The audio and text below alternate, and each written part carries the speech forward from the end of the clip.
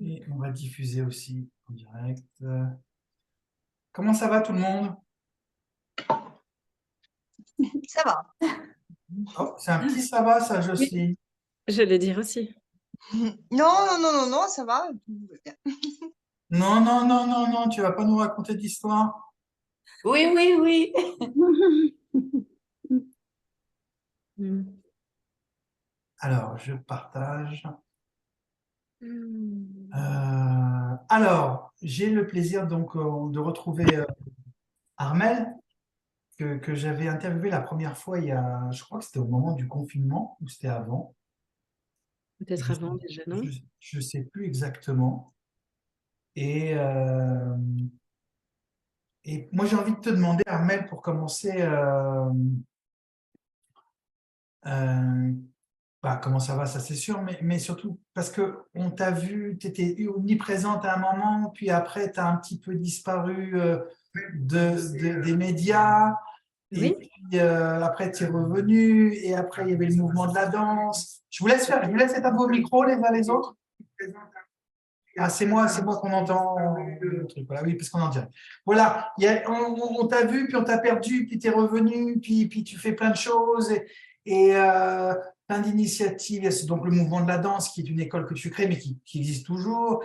Et puis après, tu faisais des masterclass, et puis après, et aujourd'hui, tu es sur un nouveau projet, une école alternative de ce que j'ai compris. Oui. Moi, je voulais savoir un petit peu que tu nous parles de ton actualité, qu'est-ce qui a changé dans ces dernières années, qu'est-ce qui a évolué, Mm. et voilà, un petit peu ton parcours de vie sur ces 3, 4 dernières années. Ouf, dis donc, vous avez Ah, 5 jours? ouais.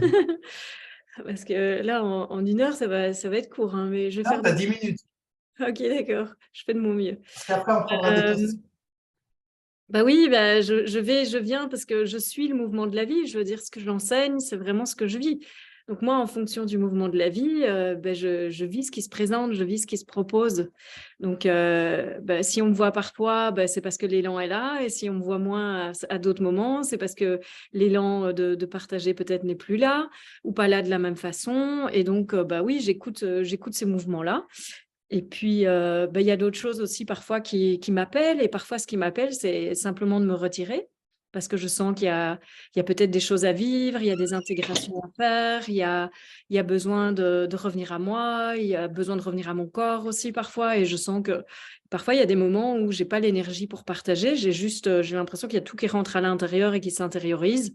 Et tout ce que je sens qui est nourrissant, c'est pas de partager, c'est juste de m'intérioriser. Et dans ces moments-là, en général, moi, ce que je sens, c'est qu'il y a des grandes transformations intérieures qui se font. Il y a une intégration de quelque chose qui se fait. Il y a parfois des prises de conscience qui se sont faites pendant tout un temps. Et puis, il y a besoin bah oui, c'est comme de récupérer toute l'énergie pour laisser tout ça se vivre plutôt que bah, de donner, en fait, de partager et de donner. Et c'est vrai que ben, moi, j'écoute tout ça. Donc, il y a Movement of Life, c'est cette danse que j'ai reçue, plus que créée, en fait, que j'ai reçue au tout début de mon chemin, en fait, hein, déjà en 2009.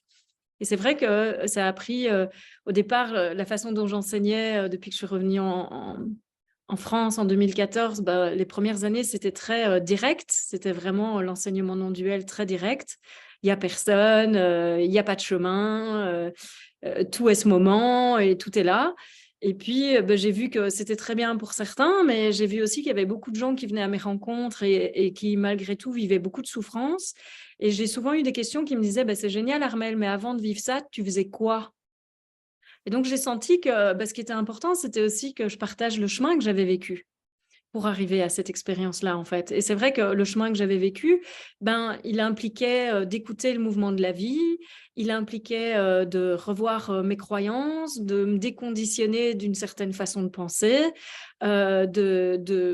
ouais, de vraiment oser pleinement suivre la vie, m'abandonner à la vie autant dans les joies que dans les peines. Il y avait eu vraiment tout un chemin aussi émotionnel qui avait été vécu. Et donc, bah, je me suis mise à partager aussi davantage ça, et donc quelque chose de plus intégré. Et en même temps, bah, à ce moment-là, au fur et à mesure de partager ça, bah, de plus en plus, la danse est revenue, parce que c'est vrai que pour les premières années de partage, j'ai plus vraiment partagé la danse, sinon peut-être dans des retraites.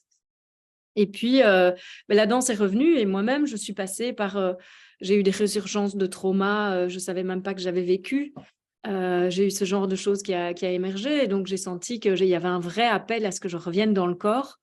Et j'avais la sensation que pendant un temps, j'avais été beaucoup plus identifiée avec la conscience et que là, la vie me rappelait à me souvenir que c'était bien d'être l'arrière-plan, mais l'avant-plan, c'était le corps et que dans ce plan physique, c'était dans le corps que je vivais et que j'avais des choses à rencontrer dans ce corps et à en prendre soin d'une autre façon. Et donc, j'ai senti qu'il y avait quelque chose qui m'appelait vraiment à davantage être dans le corps. Et donc, c'est vrai que Movement of Life, du coup, la danse a commencé à prendre beaucoup plus de place dans mes enseignements parce que je vois en effet que cette danse, elle m'est venue pour enseigner l'éveil à sa vraie nature, pour moi me faire le vivre en fait au travers de la danse. J'ai vécu des samadhis hyper profonds où alors que le corps était en mouvement et bougeait, je perdais complètement la conscience du corps et chez moi il n'y avait plus rien qui existait, quoi. Tout était noir et il n'y avait plus que rien en fait.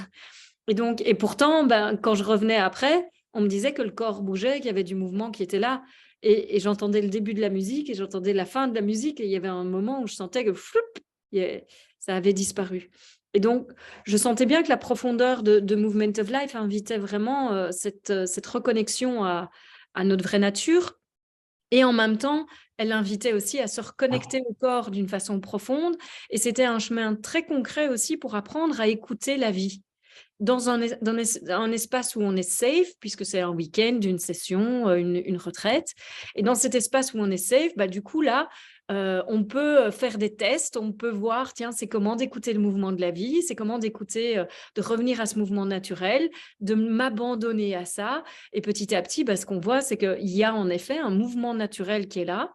Et le corps se met à bouger tout seul et il y a quelque chose qui se passe à l'intérieur de la personne que chaque personne qui vient se rend bien compte, c'est pas moi qui fais. Et donc, c'est une façon concrète de vivre. Il n'y a pas d'agissant. En fait, on est la vie et on est traversé par cette vie qui se vit à chaque instant en permanence. Et dans Movement of Life, l'invitation, c'est de le vivre directement dans le corps, en fait, et de vivre véritablement. Mais ce corps est animé par autre chose que moi qui pense et moi qui décide de bouger comme ça. Et donc, c'est vraiment une magnifique façon de faire l'expérience, tout en reprenant contact avec son corps aussi, et en changeant complètement notre expérience de notre relation avec notre corps, parce qu'il y a quelque chose du coup qui devient vraiment de l'ordre d'un allié. On voit qu'en effet, le corps est notre allié, et que c'est lui qui nous invite aussi à vivre cette expérience humaine, et que sans lui, on ne l'aurait pas. Et donc, il y a aussi quelque chose de nouveau qui peut se créer à cet endroit-là. Donc, c'est vrai que la danse a pris énormément de place dans ma vie. J'ai commencé à former des gens aussi parce qu'on me disait toujours, oui, mais tu peux pas te diviser, quoi, tu peux pas être partout. Donc, j'ai commencé à former des gens aussi, des facilitateurs pour que eux aussi puissent donner des sessions. Et donc, voilà, il y a des formations assez intensives, je dois dire. Qui invite vraiment dans un premier cycle à vivre ce mouvement de façon personnelle et puis vraiment à revenir dans un mouvement naturel et à se mettre à l'écoute de la vie et à connecter avec notre essence et à apprendre à s'abandonner dans le mouvement et à faire revivre vraiment tout ce qui en nous demande à vivre et demande à rallumer la flamme. Et puis après, il y a un deuxième cycle qui est davantage d'apprendre à faciliter. C'est quoi la posture du facilitateur? Et c'est énorme aussi parce que les gens, dans ce deuxième cycle, ils découvrent encore plus combien il n'y a personne qui fait. Et donc, chacun vraiment vit combien notre valeur, elle est juste donnée par Dieu ou donnée par la vie. Et elle n'a rien à voir avec ce qu'on fait, elle n'a rien à voir avec la pratique qu'on développe ou avec l'argent qu'on gagne ou tout ça.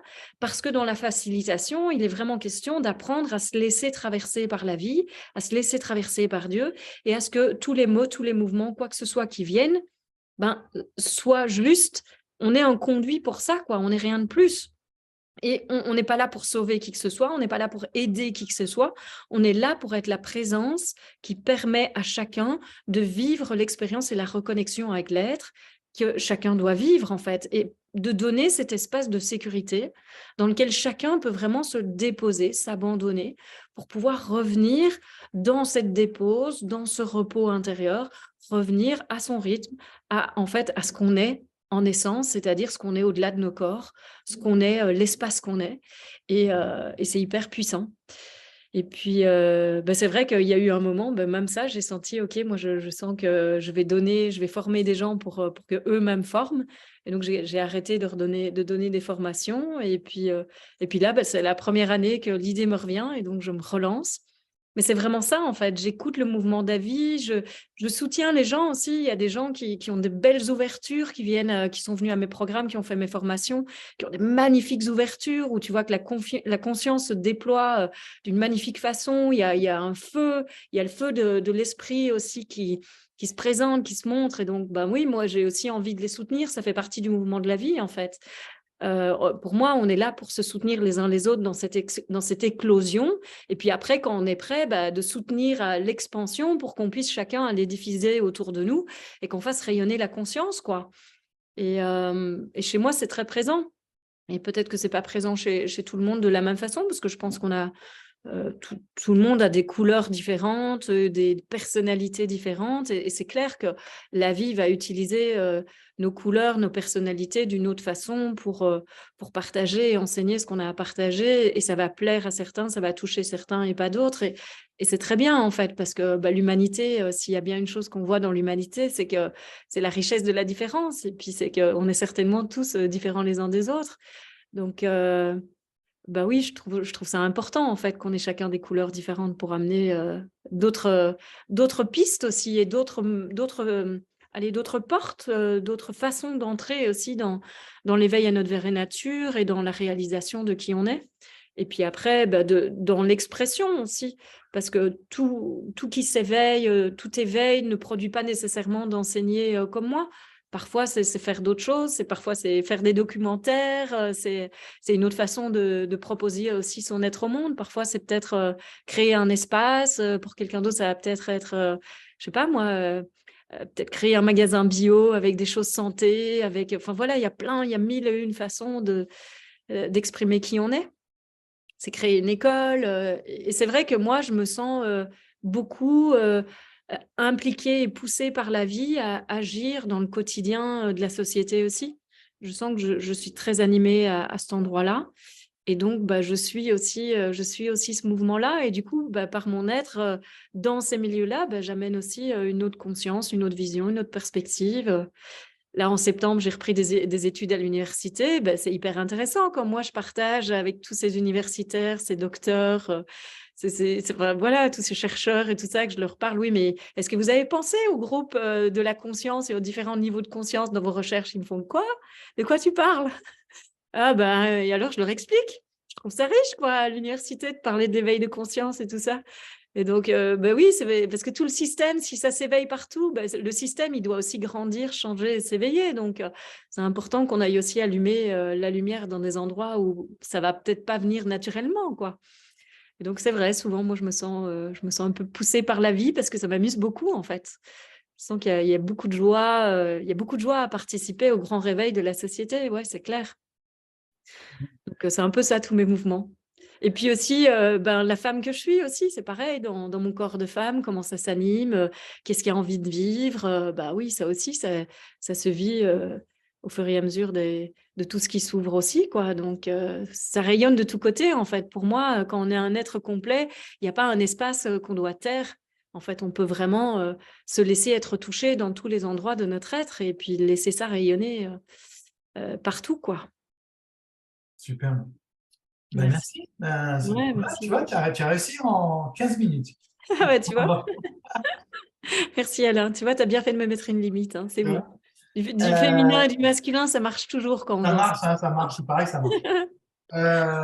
Donc, les amis, si vous avez des questions, n'hésitez pas à lever la main ou oui, prendre surtout. le micro. Bien sûr, on est là pour ça. Que ce ne soit pas toujours moi qui pose des questions. Un petit mot sur ce projet d'école, quand même. Oui, je Alors peux. là, tu nous parlais des différentes envies qui sont arrivées, des différents mouvements qui ont pris des formes. Et là, d'un seul coup, il y a cette envie de proposer une éducation autre. C'est autre, pas tellement en fait, hein, parce que j'ai quand même, je veux dire, j'ai parlé avec Anne il y a 5 ans parce que ce projet était déjà là. Hein. Et là, ça se concrétise alors, ça. Enfin, oui, c'est ça en fait. Oui, oui, c'est ça. C'est que j'ai déjà plusieurs fois voulu le monter, mais à chaque fois c'était en France. Et puis moi, je connais pas le système français, donc ça dépend toujours aussi d'un groupe. Je dépends de beaucoup de choses pour connaître l'administratif. Puis s'il y a une chose que je vois, c'est que de toutes ces expériences mystiques aussi, mon cerveau il fonctionne plus de la même façon. Et parfois l'administratif, j'ai un peu de mal avec tout ça. Je sens que il faut que je reconnecte des morceaux qui ne fonctionnent pas nécessairement comme avant, de façon très spectaculaire. Mon cerveau, il oublie beaucoup. Je sens qu'il y a beaucoup de trous de mémoire et des choses comme ça. Mais en même temps, c'est très riche aussi parce que donc, ça fonctionne d'une autre façon et ça m'apprend énormément aussi. Et donc, j'ai l'impression que ça a attendu que je rentre en Belgique, en fait, que je me pose vraiment. Et puis là, c'est vrai que ça fait 3 ans que je suis rentrée en Belgique après tous mes voyages finalement un peu partout. Et avec la véritable envie de me poser, j'ai très peu envie de voyager aujourd'hui. Donc, ma vie qui a été un vrai tourbillon de voyage, aujourd'hui, c'est plus trop là. Et je crois que c'est ça qui fait que le projet, il revient aujourd'hui. Là, j'ai été faire une retraite fin février. Et dans la retraite, j'ai lu plusieurs bouquins de femmes mystiques. Et dans c'était une carmélite, et j'ai été touchée par ce qu'elle partageait, et elle partageait vraiment combien le féminin avait un don naturel pour l'éducation, en fait. Et j'ai senti que c'était venu me toucher en plein cœur, et je voyais, elle, sa dévotion justement au féminin et à l'éducation. Et elle avait créé une école pour les femmes, justement, pour apprendre à éduquer et à amener un autre enseignement. Et j'ai trouvé, et voilà, et dans toutes les prières et les méditations que j'ai faites dans cette retraite, je suis partie de là et j'étais, OK, je crois qu'il faut vraiment que je la lance, cette école. C'est juste plus possible, en fait. Je peux plus faire comme si j'avais pas ça au fond de moi. Et puis, j'en ai parlé à un ami, c'était comme ça. Et puis, la semaine d'après, j'ai senti, en fait, que ce qui me bloquait, c'était que j'avais vraiment peur de m'engager dans un projet comme ça, parce que je sentais que j'ai quand même beaucoup de liberté dans ma vie et que m'engager dans un projet comme ça, c'était 5 jours sur 7, du 8-5 au minimum, plus tous les à côté. Et là, j'étais comme « Ah, la liberté de mouvement et tout ce que j'aime faire et mes méditations qui durent jusqu'à 10 heures du matin et tout, c'est fini. » Et donc, j'étais comme « Ok, j'ai prié. » Et je me suis dit « Bon, montre-moi, quoi. Si c'est ce que je dois faire, retire cette peur de m'engager, cette impression que je vais perdre une partie de ma liberté. » Et alors, c'était trop marrant parce que, genre, vraiment 2 minutes après, j'ai pensé à une personne qui m'a contactée 6 semaines auparavant et qui m'a dit « Armelle, ton projet d'école, tu l'as toujours ?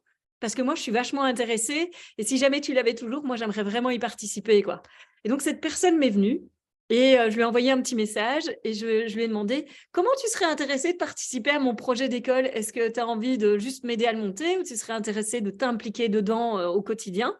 Et alors, elle m'a répondu « Ah vraiment, si j'ai aucune peur, si je pense pas aux financiers, si je suis rémunérée et tout ça, ah ouais, moi, je veux m'y impliquer au quotidien. » Et alors, ça a fait « Ouf, il y a au moins un jour par semaine où je dois pas y être. » Et en fait, c'était juste la toute petite fenêtre dont j'avais besoin pour lâcher cette impression que je serais coincée dedans. Et du coup, ça a fait comme... J'ai senti le gouffre et ça m'a aspiré dedans. Et depuis lors, voilà, j'ai posté par rapport à l'école, j'ai fait une rencontre aussi, j'ai fait une conférence, j'en ai parlé, j'ai créé un petit descriptif. Et puis, le projet avance et j'ai eu envie de plus le faire avancer en coulisses et de partager une fois que, voilà, que c'était vraiment mis, mais ça avance toujours, c'est toujours en cours, je continue. Je dirais même là, pour l'instant, ces 10 derniers jours, ça s'accélère. Donc, il y a des choses qui sont en train de se passer et c'est absolument génial. J'adore ce qui est en train de se vivre. Et oui, cette école, c'est vraiment les apprentissages autonomes, en fait. Moi, j'ai envie de partir sur la même chose. En fait, s'il y a une pédagogie que je développe dans l'école, ce sera la pédagogie Movement of Life. Donc, c'est vraiment se mettre à l'écoute du mouvement naturel de la vie, de permettre à l'enfant de vivre et d'apprendre selon ses rythmes. Et c'est de venir tous ensemble, dans le vivre ensemble, dans l'expérience vivante de chaque instant. C'est là où les apprentissages vont se faire. Donc, on va aller dans les bois et on apprendra tout ce qu'il y a dans la forêt. On ira faire une excursion par-ci et on parlera de tout ce qu'il y a à ces endroits-là. Et puis qu'il y ait des espaces de créativité, des ateliers d'artistes, des espaces de menuiserie ou de bricolage, des salles avec ordinateur, une salle de méditation, une salle pour le yoga et movement et la danse. Et alors, j'aimerais vraiment, pour moi, l'idée de ça, c'est que ça devienne un microcosme du monde de demain. Donc, c'est vraiment que ce soit intergénérationnel. Donc, j'ai envie d'y inclure aussi les personnes retraitées, parce que je me dis, les personnes retraitées, elles ont des compétences, une expérience et une sagesse incroyables, elles ont des choses à partager et elles pourraient vraiment recycler ça et continuer à vraiment amener quelque chose de magnifique aux plus jeunes et que du coup, il y a un autre apprentissage qui se fasse. Ça pourrait être du mentorat, ça pourrait être du compagnonnage. Donc, il y a plein de choses qui pourraient se faire et que ce soit sur base de la demande de l'enfant et de son désir d'apprendre une matière spécifique plutôt que de lui imposer une matière. Donc, il n'y aura pas de prof, il n'y aura pas de cours spécifiques. Sinon, des matières plutôt comme apprendre le pouvoir de la pensée, apprendre la méditation, apprendre à revenir en son centre, apprendre le vivre ensemble, le respect, la communication. Donc, pour moi, ça va vraiment être une école du vivre ensemble et aussi avec la démocratie participative. Donc, il y aura un conseil des enfants qui poseront leurs règles. Donc, ça va être tout un espace d'expérimentation de qu'est-ce qui se passe si on vit sa vraie nature, en fait. Parce que vraiment, quand on vit sa vraie nature, on sait qu'on est tous un, donc on a envie de prendre soin les uns les autres. Il y aura aussi pour moi une idée d'en arriver au zéro déchet, d'avoir la plus petite empreinte carbone possible, et donc de mettre vraiment tous les aspects de l'unité de notre nature dans le concret du quotidien et d'apprendre à vivre en conscience et à vivre notre vie sur base de comment la vie nous guide, en fait. Et puis après, c'est sûr, ils vont avoir envie d'apprendre des choses, mais ils vont les apprendre naturellement. Un enfant qui est prêt à apprendre la lecture, vous pouvez voir tous les apprentissages, tous les documentaires possibles ou toutes les études qui sont faites dans les apprentissages autonomes. Un enfant qui est prêt à apprendre la lecture, il apprend en 3 jours, quoi. Donc, c'est pas miraculeux, c'est juste que il écoute son mouvement et la vie est apprentissage. La vie, depuis le premier jour jusqu'au dernier, si on s'y ouvre, n'est qu'apprentissage, en fait. Et donc, c'est la chose la plus naturelle qui soit. Donc, si on arrête d'imposer des rythmes spécifiques et de mettre les enfants dans des cases alors qu'on est tous différents et qu'on apprend différemment, moi, je suis convaincue qu'il y a une richesse incroyable qui va se développer de ça. Et en ayant des âges différents, des petits, des grands, des gens de mon âge, des personnes retraitées, des gens plus âgés, plus jeunes, des jeunes peut-être qui sont en stage aussi, qui apprennent à l'école et tout ça, ça va faire, ou des bénévoles, ça va faire un terreau, un humus, mais d'une richesse incroyable. Et j'ai une confiance totale en le mouvement de la vie. Donc, je sais que tout qui doit être là sera là et que ça va participer à cette richesse et que les gens répondront aussi à l'énergie que je déploie et que j'ai envie de mettre dans cette école et que donc, il y aura une ouverture aussi à tout ça. Et je pense que aussi les jeunes d'aujourd'hui, ils ont besoin de sens. Ils ont besoin de savoir pourquoi ils font les choses, vers quoi ils vont. Et donc, pour moi, c'est au cœur de ça, en fait, de cette recherche de sens aussi. Tu sais, en Belgique, je ne sais pas si c'est la même chose en France, mais en Belgique, rien qu'en 2022, il y a 22 000 élèves en décrochage scolaire. C'est énorme. C'est une université complète, quoi. Donc, pour vous, c'est peut-être peu parce que vous êtes vachement plus nombreux que chez nous, 6 ou... On n'est pas belge quand même, tu vois, c'est différent. Quand même. Non, mais je rigole, mais c'est passionnant. C'est passionnant ce sujet. Est-ce que vous avez des questions sur l'école, sur l'éducation, sur le projet d'Armel? Et sinon, on changera un petit peu de sujet. Mais tout ça, en fait, les amis, c'est vraiment comment vivre notre vraie nature au quotidien, en fait.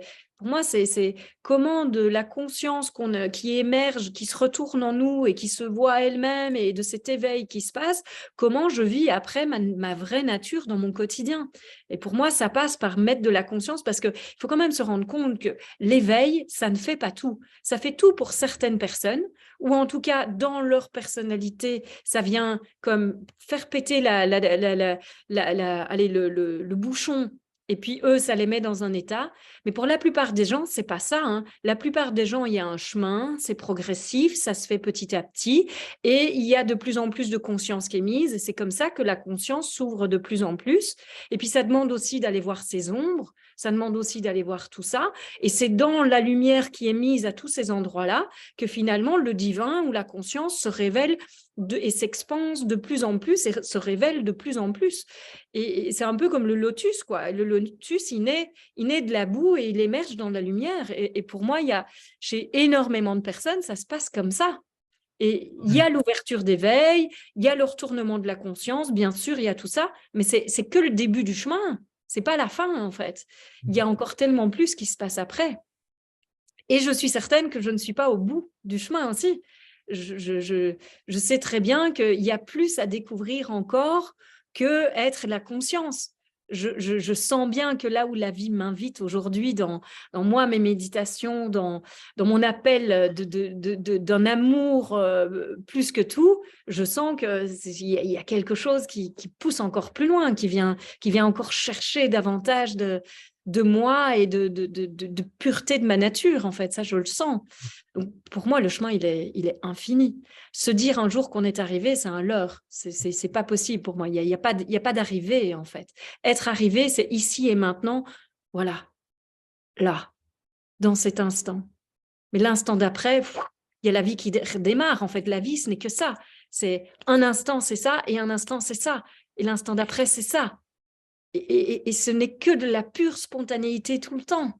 Et c'est là, ce pétillement,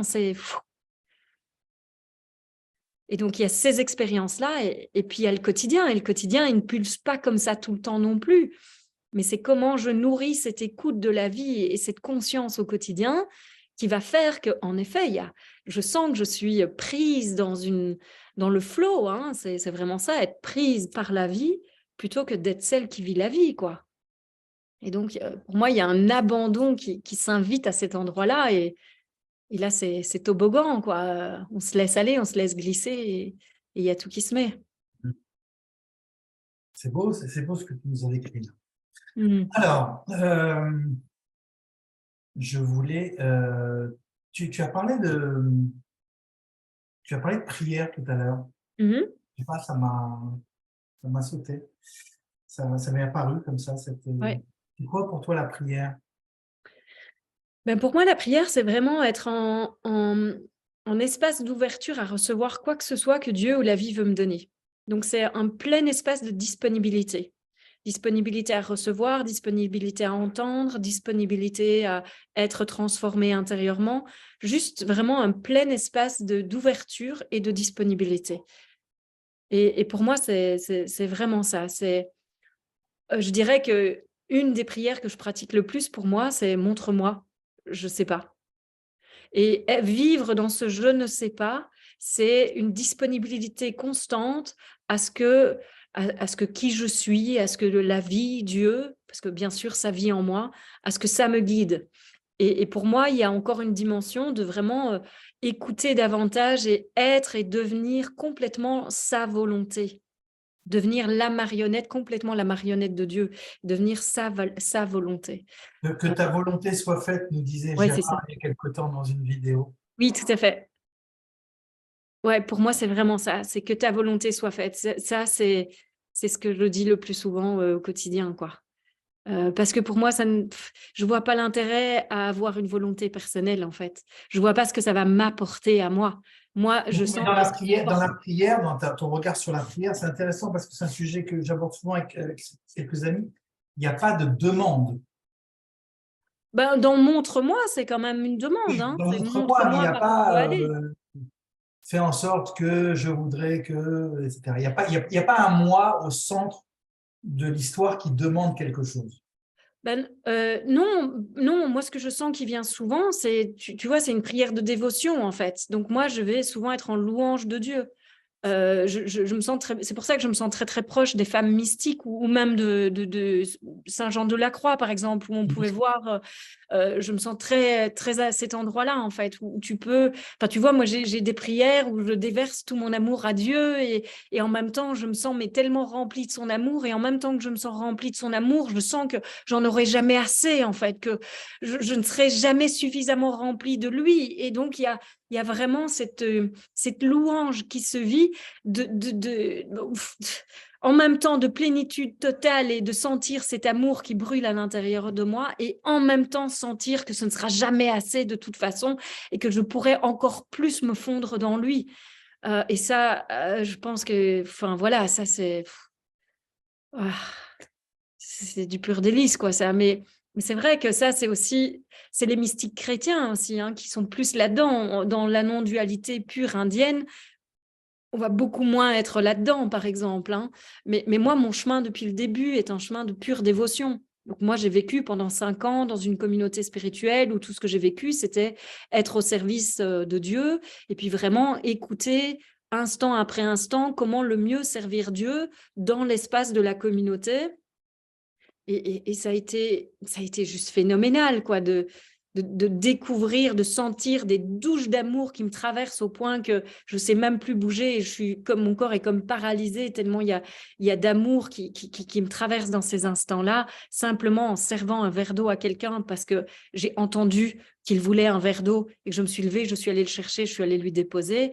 Ben voilà, pour moi, c'est pas servir quelqu'un, c'est servir Dieu et écouter ce que j'entends à l'intérieur de moi et d'être dans cet espace vraiment de donner, en fait. Et notre nature, pour moi, elle a ce don. Et donc, la prière, c'est ça, c'est montre-moi comment je peux être à ton service, montre-moi pourquoi je suis là, pourquoi tu m'as faite, en fait. Et c'est vrai que c'est vraiment cette notion de louange, mais de disponibilité constamment. Et que ta volonté soit faite, si par exemple, tu vois, je sentais, tiens, j'aimerais ça dans ma vie, pour être sûr que ce ne soit pas un moi personnel qui demande ça, je vais lui dire, voilà ce qui me vient et vraiment, je sens que ce serait quelque chose de fort pour moi ou d'important, mais que ta volonté soit faite. Si ça ne l'est pas, ne me le donne pas, quoi. Et donc, comme ça, au moins, je suis toujours dans cette clarté d'intention. Si ce n'est pas sa volonté, et de toute façon, Dieu le fait déjà. Hein. Combien de gens veulent manifester des choses dans leur vie, et puis après se jugent parce qu'ils ont l'impression de ne pas y arriver, mais en fait, c'est juste pas la volonté de Dieu, parce que c'est pas ce qui va vous donner le plus, c'est ce qui va donner le plus à l'univers entier. La volonté de Dieu, elle peut nous servir personnellement, uniquement si elle sert l'univers entier, en fait, enfin, l'unité du être, en fait. Hein. Si c'est un pur désir personnel qui ne va pas servir la globalité, en général, il ne va pas nous le donner. Il va nous le donner si ça aide l'ouverture en nous ou aide le don en nous pour qu'on puisse davantage être au service de sa volonté, en fait. Et là, quand vous vous mettez au service de la volonté de Dieu, tout vous est donné, ça c'est une évidence. Il n'y a pas une chose qui ne vous est pas donnée parce que votre priorité est sur servir sa volonté. Et donc, votre priorité n'est pas sur le manque, ce qui ne va pas dans ma vie. Votre priorité, c'est sur donner. Et donc, donner, c'est la plénitude. Donc là, vous êtes dans l'abondance totale et forcément, tout ce que la vie vous donne, tout ce que Dieu vous donne, il vient remplir votre coupe qui est déjà pleine, en fait. Et alors, tout ce qui se donne, c'est le débordement de cette coupe. Et c'est là… En même temps, pour arriver à cette dévotion totale et à ce service, j'ai envie de dire d'être au service total, il faut qu'il y ait un abandon de ce moi d'abord. Oui, oui. Il faut qu'il y ait une petite mort. Pas d'abord, il peut se faire au court parce que… Oui, enfin, je veux dire, à un moment donné, il faut qu'il y ait une rupture des envies, une rupture des désirs, une rupture personnelle, je veux dire. En tout cas, il faut avoir le désir d'aller vers ça. L'appel, même plus que le désir d'aller vers ça. Et à 100%. Parce que ce sera dégagé au fur et à mesure, tu vois. Dans la communauté, quand j'ai commencé à être au service, moi, quand j'ai découvert ce que c'était d'être au service, ça m'a dit « Oh, j'étais née pour ça !» Donc moi, mon âme s'est reconnue complètement là-dedans. Et donc du coup, oui, tout le feu de ma vie s'est allumé là-dedans et ça avait tellement de sens. Mais Mais j'étais pas là où je suis aujourd'hui, parce que c'était en 2009, on est en 2023. Donc moi, tout mon chemin, il s'est fait dans cette dévotion et dans le fait d'être au service. Donc j'ai été, quelque part, mon âme, plutôt mon moi a été purifié et a été de plus en plus dégagé par tout ça, en fait. Quand vous recevez l'amour de Dieu, il n'y a plus personne hein, là-dedans. Quand il vient avec toute sa grâce, bah, il n'y a personne qui existe là-dedans, ça dégage tout en fait. Donc pour moi, l'aspect de karma yoga, de dévotion véritable à quelque chose de plus grand, bah, c'est clair que ça vous rend la vie.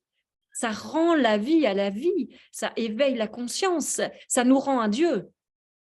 Et, et donc, c'est pas que ça doit être dégagé avant, mais c'est clair qu'il faut il faut avoir un appel pour pouvoir se donner. Il faut savoir qu'à un moment, ben, c'est Dieu qui prendra la place et qu'on sera en autopilote, mais d'une autre façon, en fait. On va donner le volant et il y a cette volonté, évidemment, de bon, ben maintenant, je me mets sur le siège passager et c'est toi qui guides, quoi. Et c'est clair, moi, dans Et ce en même temps-là, temps, j'ai donné ma vie à Dieu. ça a toujours été comme ça, sauf bon, il y avait une illusion que non. Exactement. Et c'est l'illusion de croire qu'on est au contrôle qui fait souvent toute la souffrance, parce que du coup, on essaye toujours de batailler contre ce qui est. Et ce qui est, en fait, si on parle de ce qui est ou de la volonté de Dieu, c'est pareil. Ce qui est, c'est la volonté de Dieu. Mais ça veut dire que quand on bataille ce qui est, ben, on ne reconnaît pas qu'il y a quelque chose de plus grand que nous qui fait le bien de tous. Et donc, on est dans notre petit moi souffrant et on a notre volonté propre et on veut absolument que les choses se passent comme ça. Et c'est ça qui crée la souffrance parce qu'on on se colle et on s'enferme et on se fortifie dans notre identité séparée qui ne l'est jamais, mais ça donne l'impression de l'être parce qu'on dit un gros fuck en fait à ce qui est. On lui dit, ben non, non, non, non, ça, c'est pas ce qui doit être. Ce qui On doit lutte, être, c'est ce on que moi lutte. j'ai décidé. C'est de la lutte. Et dans ce moment-là, on vit l'expérience de la séparation. C'est pas qu'on est vraiment séparés, mais dans notre expérience, c'est comme si on était séparés. Bien sûr, on ne l'est jamais. On a toujours été notre nature. On ne peut pas faire autre chose. Je veux dire, on a beau se débattre. On peut se battre contre l'amour, se battre contre Dieu, se battre contre notre nature. On peut le faire toute notre vie. On n'est jamais, c'est jamais que notre nature qui joue à se débattre dans elle-même. Mais dans notre expérience, nous, en tant qu'humains, on a l'impression qu'on est séparés alors. On a l'impression qu'on est au contrôle. Et là, on souffre. Et dans le chemin que moi, j'ai suivi, il y a eu toute une dimension véritablement de on part de là, de ce qu'on croit, donc on part de croire qu'on est séparés, et petit à petit, par l'écoute, on revient de plus en plus à se rendre compte qu'on est un avec Dieu. Et donc, bien sûr, il y a comme un dialogue qui se crée, et dans ce dialogue, ben, le dialogue, il n'est là que comme avec un gourou, en fait, hein. Le dialogue ou avec un enseignant ou un maître. Le dialogue avec Dieu ou le dialogue intérieur, il n'est là que pour voir que bah, Dieu, il vit en moi, en fait. On est un. On n'a jamais été séparés. Et c'est la même perspective. Et c'est vrai que dans la mystique chrétienne, ça reste toujours cette relation de filialité et d'unité dans la filialité, mais en même temps, il y a toujours cette notion de relation, mais qui de toute façon mène à l'unité également, et bien plus même. Mais c'est très beau tout ça. Ouais, merci, merci, merci. Est-ce qu'il y en a... Est-ce que vous avez des questions? Est-ce que vous avez Oui. envie de, je sais pas, comment vous recevez ce que je vous partage? Où est-ce que comment ça atterrit en vous? Qu'est-ce qui se passe pour vous quand vous entendez tout ça? Alors, Oui, vas-y, Anne-Isabelle, Anne. vas-y. Attends, je remets mon micro. Ouais. En fait, c'est délicieux la façon dont tu le présentes parce que j'ai toujours du mal à joindre la mystique chrétienne dont je suis issue et voilà, je suis une grande mystique. Et le chemin de non-dualité, j'avais toujours du mal à fusionner les deux et la façon dont tu le présentes, ouais, ça m'apporte, je sais pas, une espèce de... Comme s'il y avait quelque chose qui se déposait, que ça prenait sens, tu vois. Comme si les deux univers s'étaient enfin rejoints. Et je sens qu'il y a quelque chose qui se réconcilie à l'intérieur et c'est vraiment, ouais, c'est délicieux. Donc, merci beaucoup. Oh, merci Andy. Ah oui, avec un immense plaisir. Je sens moi-même, j'ai des frissons quand tu parles, Andy. Ouais, c'est super beau. C'est comme ouais, je sens une réconciliation intérieure en fait à travers ce que tu as dit et peut-être enregistré Alain hein, parce que je le réécouterai avec délice encore pour me dire ah oui c'est ça en fait. Il y a enfin les mots qui expliquent voilà, comment je vis ma mystique dans la non-dualité. C'était, ouais, merci. Ah, avec un immense plaisir, Diane. Merci pour ton partage. Et puis, tu sais, c'est hyper important parce que on a été tellement nombreux à avoir été blessés par la religion chrétienne ou catholique. Il y a eu énormément d'abus de pouvoir, il y a eu des abus sexuels, il y a tout ce qui éclate dans l'Église aujourd'hui. Et donc, c'est vrai qu'il y a eu énormément d'abus de pouvoir. Donc, nous, on est nés dans cette chrétienté, on est nés dans ce judéo-christianisme, en fait. Et tous, que nos parents étaient chrétiens ou pratiquants ou pas, peu importe, le simple fait d'être né dans un pays, en France, en Belgique, au Québec ou autre, on est né avec cette culture-là.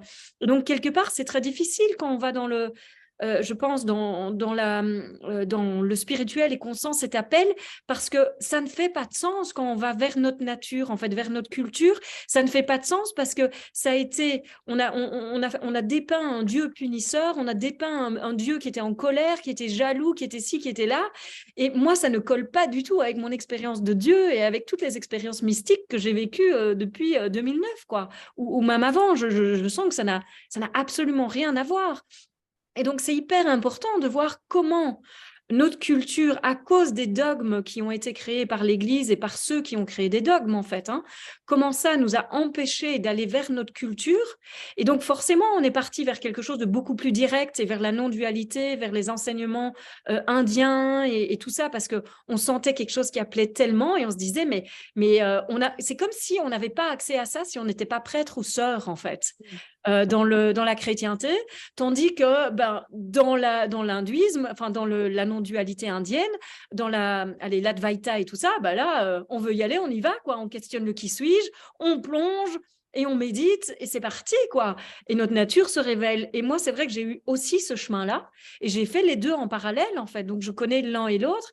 Et c'est vrai que moi, il y a toujours eu, dans tout ce que j'ai vécu depuis la mort de mon fils, il y a toujours eu ma culture qui m'a rappelé. C'est comme ça me disait toujours, tu peux aller explorer un peu, mais c'est pas par là que tu dois aller.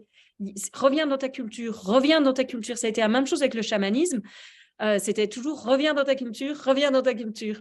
Et donc, c'est hyper intéressant parce que moi, je trouve que moi-même, quand je sens que quand je parle de Dieu et que j'utilise le mot Dieu, c'est comme s'il y a tout mon être qui s'enflamme, en fait.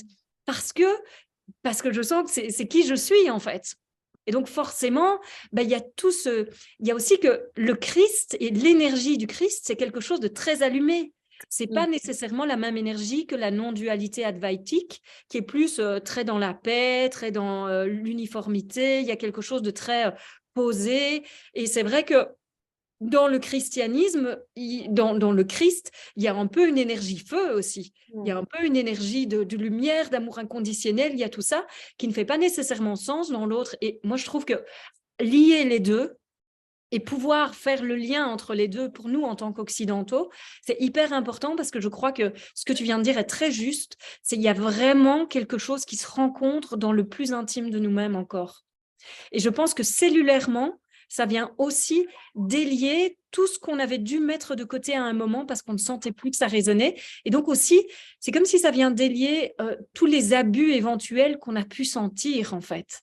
Et ça vient remettre la justesse là où on a toujours senti, parce que moi, quand j'étais petite, je ne sais pas si tu étais comme ça aussi, Anne, ou d'autres, mais moi, quand j'étais petite, je parlais à Jésus tous les jours et c'était mon meilleur pote, quoi. Et heureusement qu'il était dans ma vie, parce que je ne sais pas comment j'aurais fait pour survivre sans le fait de lui parler. Donc, quelque part, et pour moi, Dieu n'est rien d'autre que ça, en fait. Dieu, c'est aussi ce lien d'amour total. Et ma prière, c'est toujours, je veux aimer comme tu aimes. Moi, je veux aimer comme Jésus aime. Donc, c'est vraiment une fonte, un amour total en lui, quoi. Et en effet, je sens ce que tu as partagé qui se vit en toi et cette réunion et je pense que c'est important. Donc, oui, merci. Oui, merci beaucoup. Merci Anne. C'est enregistré, Anne, tu pourras te le repasser en boucle. Merci. Isabelle. Oui, bonjour. Oui, bonjour Isabelle. Moi, ça résonne énormément aussi. Alors d'abord, c'est une bouffée un élan de vitalité, de joie que je ressens en écoutant, déjà en écoutant cet élan de vie que tu représentes. C'est magnifique. Et pour revenir sur ce que tu viens de dire par rapport à Jésus, moi, Jésus, je lui ai demandé de remplacer mon père quand il est décédé, j'avais 13 ans. Donc, c'était un petit peu pareil. Sauf que le cheminement par rapport à la religion catholique, ça a été très compliqué parce que je ne trouvais pas du tout le discours adéquat. J'étais paumée dans tous les discours parce qu'à chaque fois, je me disais, mais non, mais tout ce qu'ils disent, ça ne colle pas avec ce que je ressens et ce que je crois. Et à un moment donné, j'étais très attirée aussi par le bouddhisme. Évidemment, le Bouddha, c'est toujours une représentation effectivement de paix et tout qui est extraordinaire. Mais à chaque fois, je me disais, je ne peux pas renier Jésus, quoi. Je ne peux pas renier le Christ parce que c'était quelque chose de beaucoup plus proche de mon cœur, hein, et ça l'est toujours. Mais du coup, voilà, c'est un discours qui est extrêmement fort. Oui, et puis effectivement, qui touche vraiment en profondeur tous ces questionnements et toutes ces remises en question qu'on pouvait avoir. Et ce que je trouve extrêmement intéressant dans le parcours que tu décris, c'est justement d'amener la vie, le vivant, la vitalité au sein de la matière. On retrouve beaucoup de gens qui sont avec l'éveil ou avec le fait d'être dans la conscience, d'être dans cet espace. Justement, la matière n'est plus forcément habitée ou investie. Et ce que je ressens, moi, c'est justement, alors est-ce que c'est justement via le Christ ou quelque chose de cet ordre-là, mais que justement le corps a besoin d'être illuminé, quoi, éclairé, et vraiment vitalisé, redonner vie et vitalité. Donc ça me parle beaucoup, je trouve. Merci. Avec un grand plaisir. Merci beaucoup Isabelle aussi pour ton partage. Oui, c'est super, super important. Moi, je trouve aussi que on est dans un corps, on ne peut pas le nier, quoi. Donc, c'est essentiel qu'on voit en effet qu'il y a tout cet aspect-là dont on doit prendre soin. On ne peut pas faire comme si on était la conscience. On est la conscience matérialisée dans un corps et il y a une raison pour laquelle on est dans ce corps. Et donc, c'est intéressant d'aller poser la question aussi, pourquoi tu m'as mis ici sur Terre, quoi? C'est quoi ma destinée à moi? Comment je peux servir ton plan d'éveil, en fait, hein? Parce que vraiment, pour moi, on est parti pour l'éveil de l'humanité. Je ne sais pas combien de temps ça va prendre, mais ça s'accélère, en tout cas. Je sens que ça bouge. Et donc, autant dans la matière que dans nos corps, on a besoin d'actualiser tout ça. On a besoin d'intégrer tout ça. C'est de la seule façon que nos institutions, à un moment, pourraient s'actualiser et pourraient aussi potentiellement se transformer. C'est si nous aussi, on fait l'intégration de tout ça dans nos êtres et du coup dans la matière. Oui. Donc oui, ça me semble être essentiel aussi. Merci beaucoup. Oui. Oui, merci. Et il me semble qu'il y avait quelque chose que j'avais envie de dire, mais qui m'est parti, mais par rapport à... Ouais, je sais plus. Zut, j'ai eu ça tout à l'heure. Si ça revient, je te le dirai, Isabelle. Ouais. Merci Isabelle. Céline. Oui, merci beaucoup Armel. Quand je t'entends, ça active le feu, là, voilà, je sens cet enthousiasme. Et je crois qu'au niveau de l'étymologie, enthousiasme, il y a entheos, c'est Dieu en soi. Ok. Et voilà. Et donc, je sens l'enthousiasme là, et du coup, ça active l'enthousiasme aussi. Oui, tout à fait. Voilà. Et puis, Qui se reconnaît. j'avais envie de t'entendre encore davantage parler du corps, justement par rapport au mysticisme, comme le corps en tant que temple sacré, est-ce qu'on pourrait dire ça? Mais aussi le corps, quand il est douloureux. Voilà, en ce moment, il y a des douleurs voilà, importantes. Voilà, les douleurs, voilà. Mais ça peut être intéressant, il y a différentes choses qui peuvent se passer, hein. Ça peut être intéressant de voir, parfois le corps il est douloureux parce qu'il y a des endroits dans le corps qu'on n'habite pas. Et donc parfois il a besoin de crier vraiment fort pour nous rappeler dans le corps. Et la vie ou Dieu va faire ça de différentes façons. Tu vois, moi, c'est des traumatismes qui ont ressurgi. Et il y avait des endroits où j'étais dissociée. Et donc, dans la ressurgence de ces traumatismes, il y a des choses que j'ai dû aller rencontrer. Et au fur et à mesure de ça, il y a vraiment cette réintégration du corps, mais d'une toute nouvelle façon, et une réappropriation aussi du corps qui s'est faite. Et donc, c'est intéressant d'aller voir au travers des douleurs. Déjà, il y a plusieurs choses, il y a plusieurs aspects, mais de voir, tiens, est-ce que tu as l'impression de véritablement habiter ton corps? Est-ce que tu sens que tu as un vrai lien avec ton corps, que c'est quelque chose que tu nourris, que c'est fluide, que c'est facile, et de voir déjà à cet endroit-là. Il y a aussi, pour moi, la possibilité dans les méditations d'aller dans la douleur. Tu vois, la douleur, souvent, on a tendance à se fermer à la douleur. parce qu'on ne veut pas la ressentir, mais du coup, on l'intensifie parce qu'on y résiste. Et il y a la possibilité, dans la méditation, de descendre au cœur de la douleur petit à petit et simplement de te mettre à respirer à cet endroit-là et de voir comment ça crée de l'espace aussi. Et simplement d'aller chercher cet endroit de douceur au cœur de la douleur et de voir comment ça aussi, ça va densifier tes méditations, en fait. Et pendant un temps, il se pourrait même que la douleur s'arrête. Et puis, un autre aspect que moi, j'ai beaucoup vu chez des gens que j'ai accompagnés qui avaient des grandes douleurs, c'était la douleur était parfois leur ami. C'était une façon de ne pas être seul parce que quand ils n'avaient pas mal, ils s'assuraient toujours qu'ils n'avaient pas mal. Donc, ils étaient toujours en train de chercher la douleur.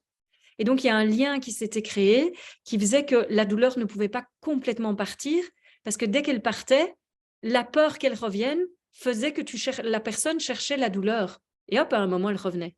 Et donc, il y avait toujours une attente que la douleur revienne.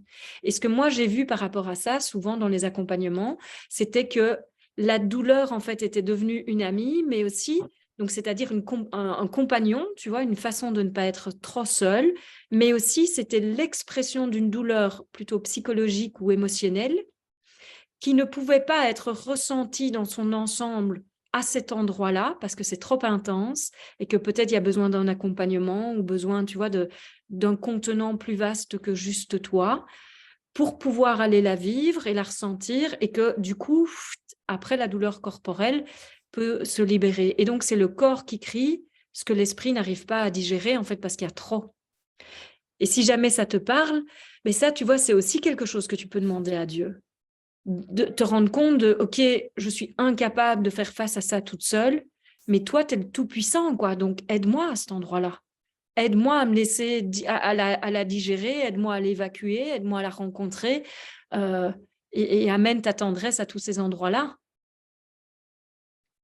Et pour moi, ça, c'est déjà dire à Dieu, je veux entrer en communion avec toi. Je ne veux plus, en fait, vivre à part de toi. Et ça peut être une façon tu vois, comme moi, je ne sais pas si tu connais mon histoire, mais moi, par exemple, ce qui m'a ramené vers Dieu ou ce chemin spirituel, c'est la mort de mon fils. Donc, on a tous une façon dont la vie vient nous secouer pour nous ramener à notre nature, en fait. Et quand notre âme crie, revient à moi, ou quand la conscience crie, revient à moi, finalement, ce que ça fait véritablement, ça va provoquer quelque chose si on n'entend pas et qu'on ne suit pas le chemin naturellement. Et malheureusement, on est souvent têtu, donc ça a besoin de crier quelque part ou de casser quelque part ou de se secouer quelque part, quoi. Est-ce que ça te parle, Céline? Oui. Merci beaucoup. Avec grand plaisir, je suis heureuse si ça a pu t'aider. Est-ce qu'il y a d'autres personnes qui auraient envie de réagir par rapport à quoi que ce soit que j'aurais dit ou même par rapport à quelque chose que vous vivez et vous auriez envie peut-être d'avoir une autre perspective ou un éclairage par rapport à ça? N'hésitez pas, je serais ravie de prendre une dernière personne.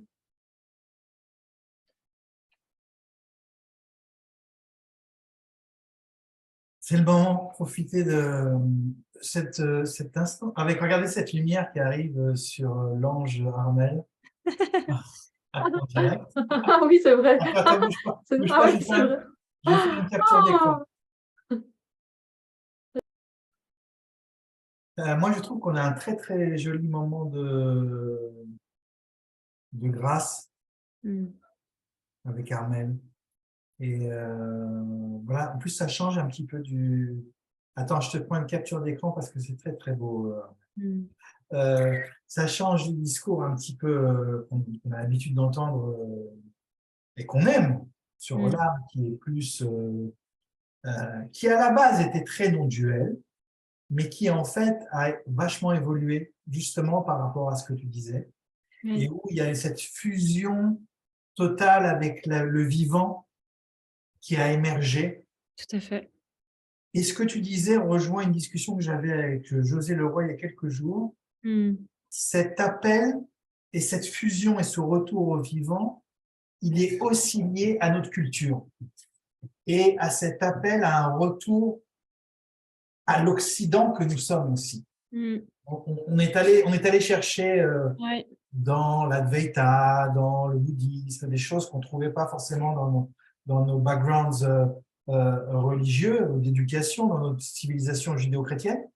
Et en même temps, maintenant, il y a cette envie de fusionner vers tout ce qui est, Ouais. y compris l'histoire, Mm. y compris le petit personnage, Mm. qui est aussi fait de cette matière et qui est aussi riche de sa complexité, de sa beauté, de sa spécificité, de sa couleur, etc.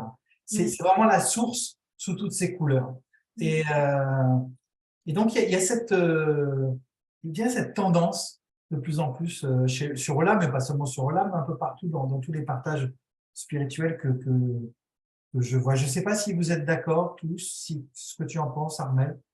Oui, ben moi je suis tout à fait d'accord et je pense que ça fait partie du chemin aussi, hein. Je crois que le décollement, il se fait aussi dans le fait de revenir dans l'espace de la conscience, dans le background, de l'arrière-plan de tout.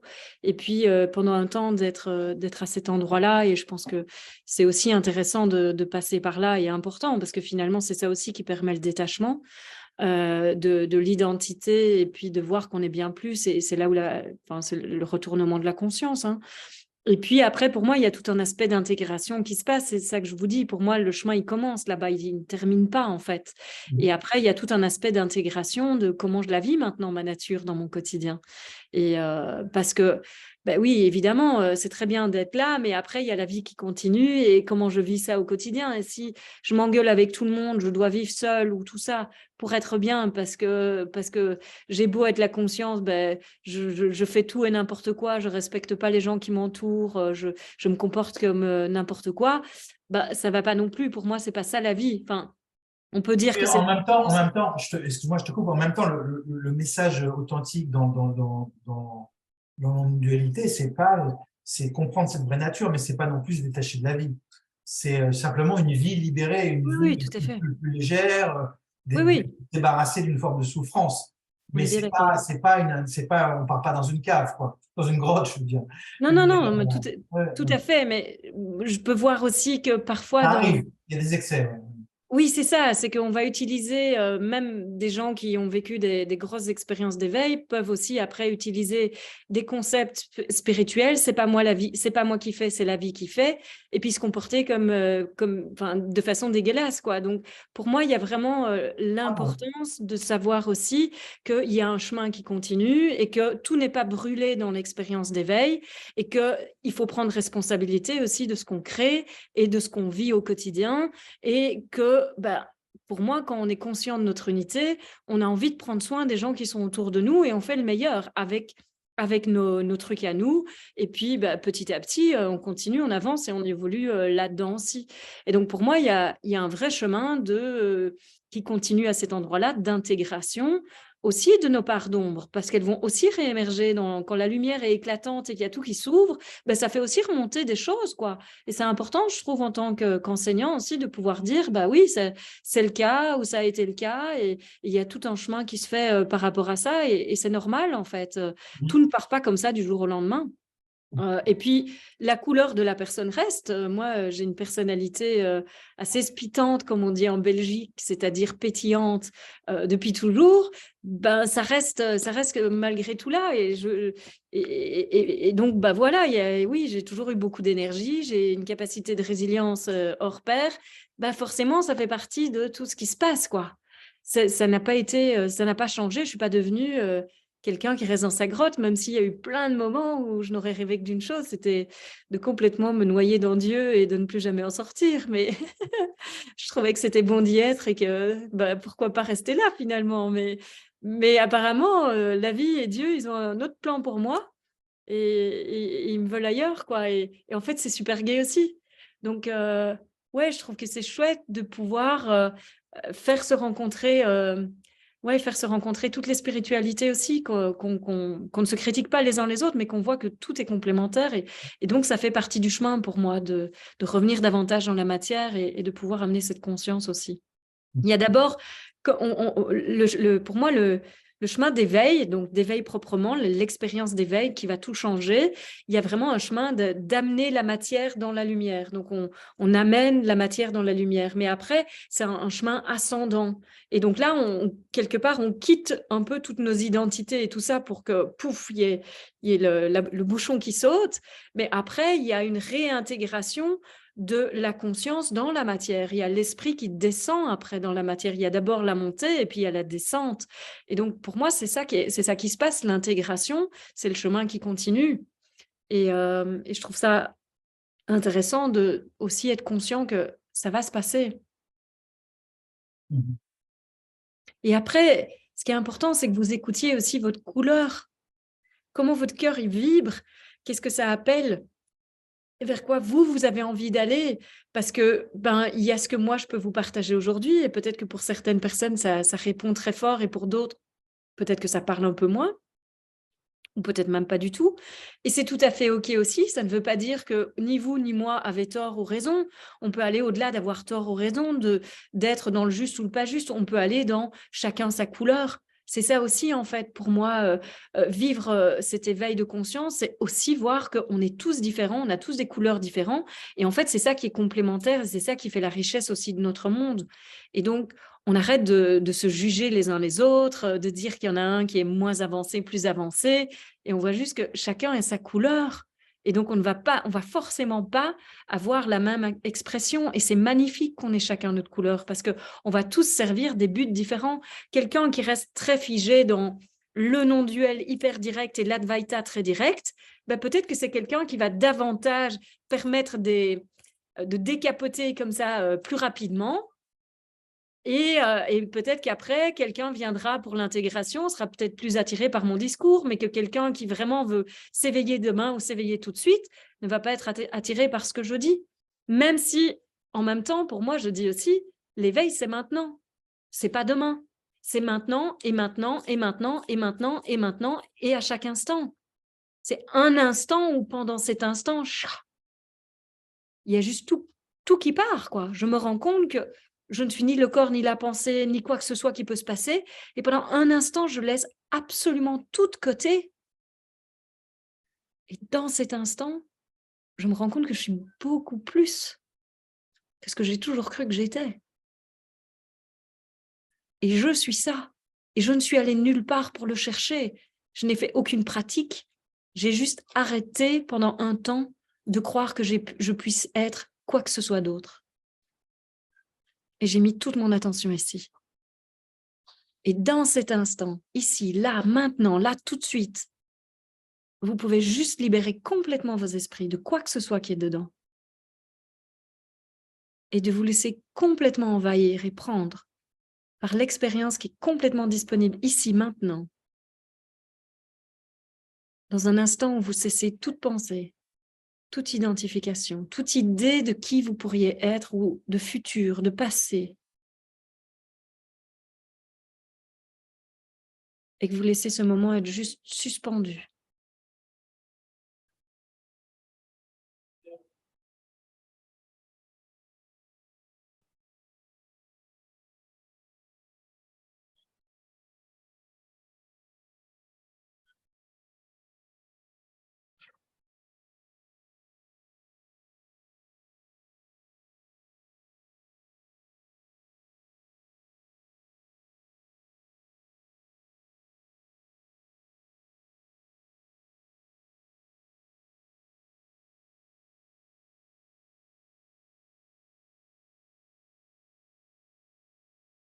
Et ce qu'on est n'a pas besoin de plus pour se révéler.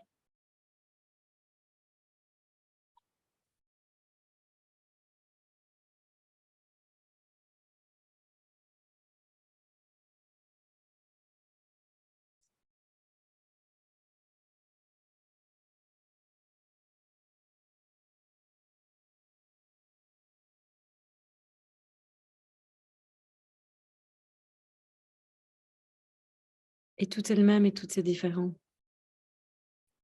Et une façon de provoquer ça, si c'est vraiment là où vous en êtes aujourd'hui et que c'est ça que vous avez envie de vivre, c'est de régulièrement revenir dans cet espace sans pensée. Et attendez-vous à découvrir votre nature. Pour moi, il y a vraiment une attente certaine que dans cet instant, Dieu va vous donner l'éternité.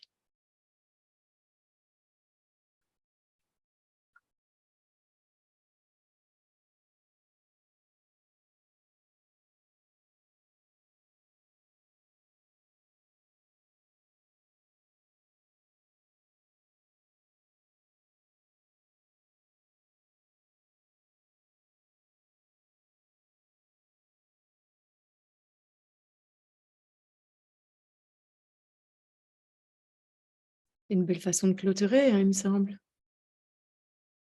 Oh, pardon, je crois que tu as coupé ton micro, Oui, Alain. Mais oui, j'ai vu tes lèvres. je crois aussi qu'il n'y a plus rien à rajouter. Merci Armel. Ah ouais, un immense merci à toi aussi, Alain. Merci à tous. Je vois pas. Ah si, hein, il y a un homme. Merci à toutes et tous, deux même, pour votre présence ce soir. Et puis, vraiment, le monde est à vous, mais Dieu est avec vous à chaque instant. Et n'hésitez pas, quoi. Abandonnez-vous si ça vous a parlé. Et laissez-vous envahir par toute cette lumière et cet amour qui ne veut que se donner à vous à chaque instant. Il ne veut que ça. Et ouais, vraiment, un immense merci de m'avoir invitée. C'était un grand plaisir de partager ce moment avec vous. Merci beaucoup, Alain. Merci Armel, merci à vous tous. Merci. Ouais, voilà, la conclusion était parfaite, de s'autoriser ça aussi, tu vois. Bonne soirée les amis. Belle soirée à tout le monde et Bonne au plaisir. soirée, bon week-end. Merci, bonne soirée. C'est quel jour on est quel jour? Mercredi. On vous embrasse et puis dans 10 jours, on continue avec un week-end intensif. Ça marche. Voilà, passez une bonne Salut, Alain. soirée. Merci à tous. Armel, un grand merci.